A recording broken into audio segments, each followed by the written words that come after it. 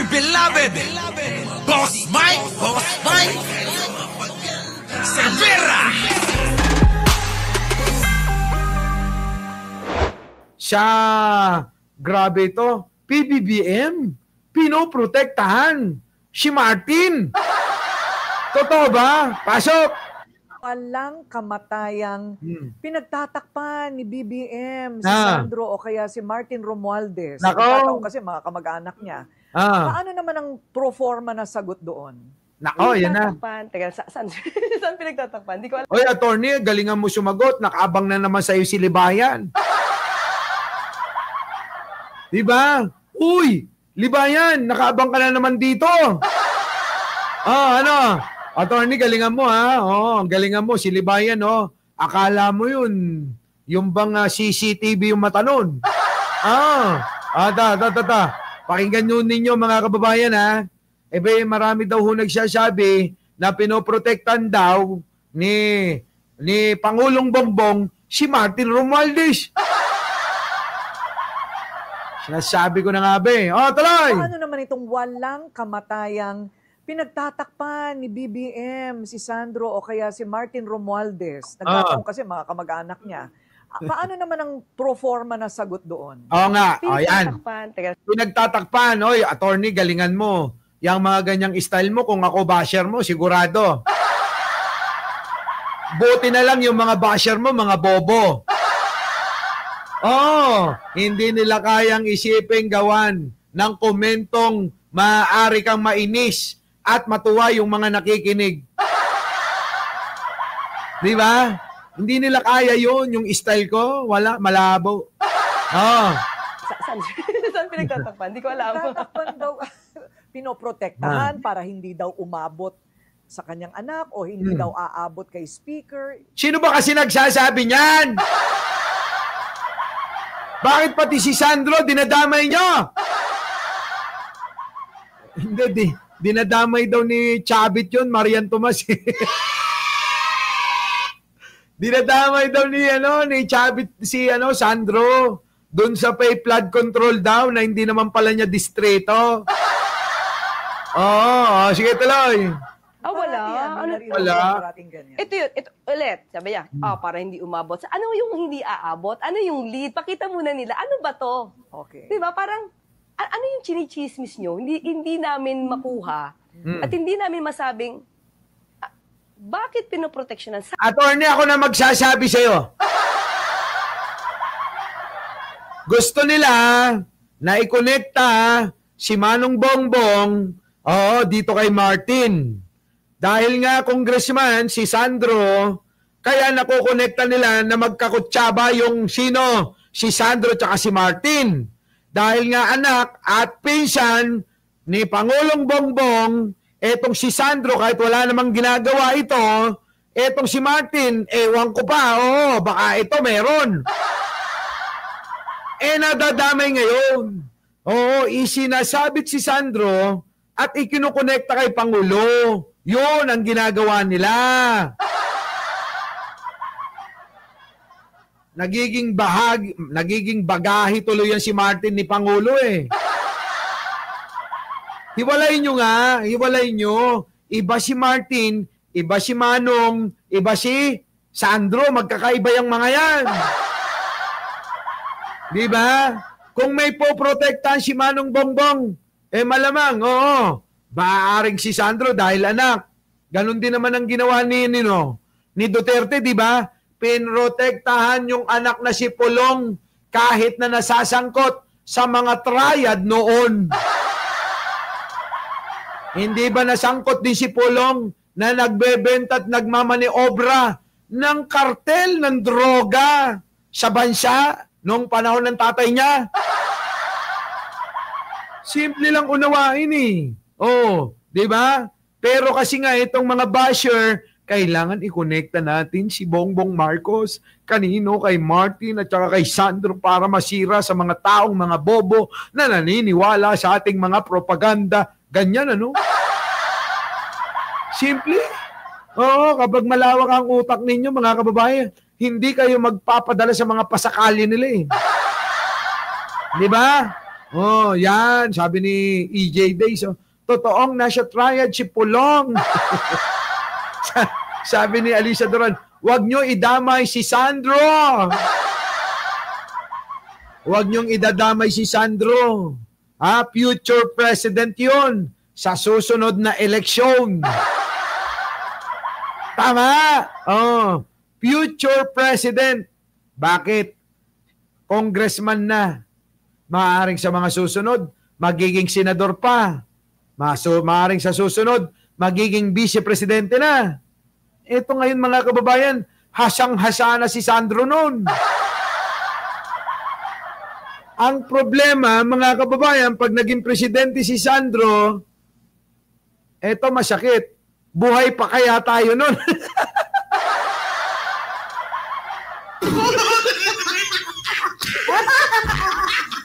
Diba? Buhay pa kaya tayo noon? 3 years pa si Manong. Plus 6 years. 9 years. Plus 6 years uli. 15 years. 15 years pa nga. Antayin natin mga kababayan bago tayo makipagbakbakan. Buhay pa ba tayo noon? Ayaw ko sa inyo ha. Kung 15 years mga kababayan, mga 75 na ako noon. 75 years old na ako noon. Wala stick mga kababayan, ewan ko. Ambot, ambot talaga. Wala na, no? Wala nang magtatanggol sa kanya na Mike Cervera. Baka, sasabihin na naman ng mga basher ko, wala na, wala nang Cervera vloggers. Ayop na yan, Yun nga, iniisip ko, minsan, Boss Mike, boy pa kaya ako na, nako! Leonora Brown, maging masaya lang tayo sa araw-araw. Tandaan nyo, nakakahaba ng buhay yan. Di ba? Sana nga, Alicia Duran, buhay pa ako noon Siguro pag nagbablog ako noon Kuya Cesar na ang datingan ko. Tandaan nyo Tandaan nyo yung vlogging natin ngayon. Mabilis tayo magsalita, mabilis tayo mag-isip. Baka sa susunod, after kay Sandro na, hindi na ako pakinabangan niya. Ang Sandro Marcos ay kailangan na suportahan nating mga Pilipino. Kung ganun na lang mga kababayan, wala na. Siguro itutulog ko na lang lagi. Di ba? Di ba, no? Tutulog ko na lang lagi yun. Wala stick. Wag na. Ay, tigil na natin yung pagbablog na yan, mga... Di ba, no? Pag nagsalita ka, ganun, Kuya Cesar na dating mo. Utay-utay na kasi, syempre, loading na yung utak mo. Di ba? Baka pwede naman Dear Kuya Mike. Baka ganun na lang. Sana, no? Isisikapin natin, mga kababayan, na magkaroon tayo ng programa na pang mga senior citizen lang. Yung bang mga kababayan alaala ng nakalipas. Ting,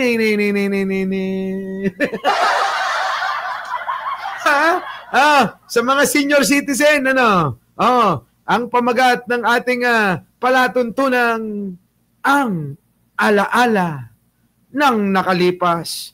Ting, tingin. Diba, no? Lagi yan, mga kababayan. Kakaiba yun. Matindi yung mga kababayan na nakikinig na lang kayo. Tapos ako naman talakay ng talakay. Nung araw ay ganito nangyari ng panahon ni Bongbong, panahon ni Pinoy, panahon ni Digong. Yun na lang yung mga tatalakayin natin. Alam nyo ba, nung nagkita-kita tayo, ang bibilis nyo pa mag-pindot ng comment nyo. Ngayon wala na. Halos kukuha ng cellphone, nakahiga na lang. Bedridden na tayo nun, mga kababayan. Bedridden na tayo. Si Boss Mike naka-live na. Apo, hindi ko na makita sa cellphone ko. Hayaan mo na, hindi na ako makakapag-comment sa comment section. Apo, i-connecta mo nga sa TV at pumunta ka doon sa YouTube ni Mike Cervera, Mga kababayan. Malamang ganun na lang eksena natin, no? Ganun ang eksena natin, ha? Pwede, papaalala ko sa inyo yung mga kulitan natin. Di ba? Masarap alalahanin yung kulitan, yung nagkatuluyan sa channel natin si Aichang at si Arnold Lopez. Ha? Yung bang pinapaasa si Tito Randy ni Suset. Ay, nako, grabe. Yan, masarap yun. Oo. Kahit pa paano, di ba, maalala natin yung mga kalokohan natin. Si Marcoleta Boy, pa kaya nun? Mga kababayan, malamang mga kababayan, tumutukod-tukod na rin yun, no? Wala nang makilala, no? Wala na siyang makilala. Diba? Oy! Si Atty. Claire kanina pa nakanganga. Diyos ko, hindi nyo naman sinasabi. Kanina pa nakanganga si Atty. Claire. Sorry, attorney. Ito kasing mga ito eh. Grabe. Ito na. Saan po proteksyonan? They have to give us the details. Ano? Kasi pag wala, saan? For what? Saan? So, iba na gumagawa lang ng intriga, you know that? Just creating this kind of intriga. Correct. Tama yung sinabi ni Atty. Claire. Mahirap i-debunk yan ni Libayan, Atty. Claire. Gumagawa lang sila ng intriga. Ginagamit nila yung pagkakataon man na may nagawa si Martin na hindi masaya, na hindi maganda, ikinukonekta si Sandro tsaka si Manong. Dahil nga magkamag-anak. Baka nakalimutan nyo, hindi porke magkamag-anak, parehas sila, no? Diba? Yun mga kababayan ko. Kaya mga kababayan, alam nyo, yung ano ko, yung chan ko, patapos nating mag-live. Punong-puno ng hangin yung chan ko, kakatawa. Tapos ngayon, syempre, matutulog na ako. Syempre, linis-linis mo ng konti, wash-wash, gano'n. Paghiga ko mga kababayan sa kama, yan na, aatakihin na ako. Uutot na ako ng uutot. si Jen Angeles, galit na galit. Sabi, ano ba yan? Utot ka ng utot. Sabi ko naman, bakit ka nagagalit? Meron bang CR ang utot? Baka nakakalimutan mo ang utot, walang CR. Sabi nga ng matatanda, iho, iha. Kapag ikaw ay uutot, tatalikod ka sa tao. Diba? Tama ba? Diba sabi ng matatanda, ikaw, iho, iha, pagka ikaw ay uutot, tatalikod ka sa tao. Di sa kama, mga kababayan, diba? Tatalikuran ko siya. Sabay medyo, ano mo rin naman yung puwet mong gano'n, no? Diba? Itutok mo. Pag tutok mong gano'n, ibuelo mo, mga kababayan. si Jen kahit tulog, nagigising eh. Minsan ginawa ko, nagtulokbong kami dalawa, nagtulokbong tayo, malamig lamig ng aircon, nakatulokbong kami. Tapos dandahan kong inilabas yung mukha kong gano'n. Ganyan, nakatalokbong siya. Sabay umutot ako, patay! Kinabukasan, hindi ako pinapansin. Hindi ako pinapansin, promise. Time na nga. Mga kababayan, sana nag-enjoy kayo. Actually, marami pa akong tatalakayin sa kasinungalingan. Tulad na itong si Martires, ganyan, ano? Yan. Yan, no? Yan, sinungaling na matanda. At saka etong regalo. Para kay Duterte at saka may regalo kay Duterte. Tapos Duterte is the worst in history. Worst president, si Digong. Ang dami pa. Mga kababayan, tignan nyo naman yung oras natin, no? Diba? Okay na yun, basta napasaya ko kayo. Napasaya ko po ba kayong lahat? Tanong ko, nag-enjoy po ba ang lahat? Napangiti, napatawa, napahalakhak, at napautot po ba kayong lahat? Paki-comment na lang, ano? So mga kababayan, maraming salamat sa pagsama nyo ngayong gabi. Kita-kita. Ay nako, may meeting pala ako bukas mga kababayan. Oo. May meeting ako bukas. Oo.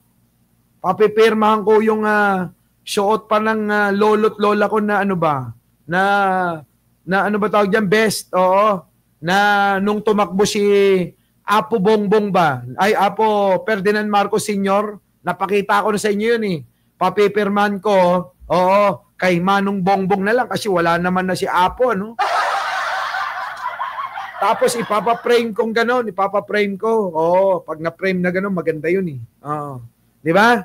So, paano? Kita-kita na lang tayo. Sana makapag-live po tayo sa pupuntahan namin na meeting bukas. Oo. So muli, ako po ang inyong lingkod, Mike Cervera po, nagsasabing magandang gabi, magandang umaga, magandang hapon. Sa mandako ng mundo naroon kayo, syempre, magandang buhay na rin para sa ating lahat. Maraming salamat po. Our beloved Boss Mike Cervera.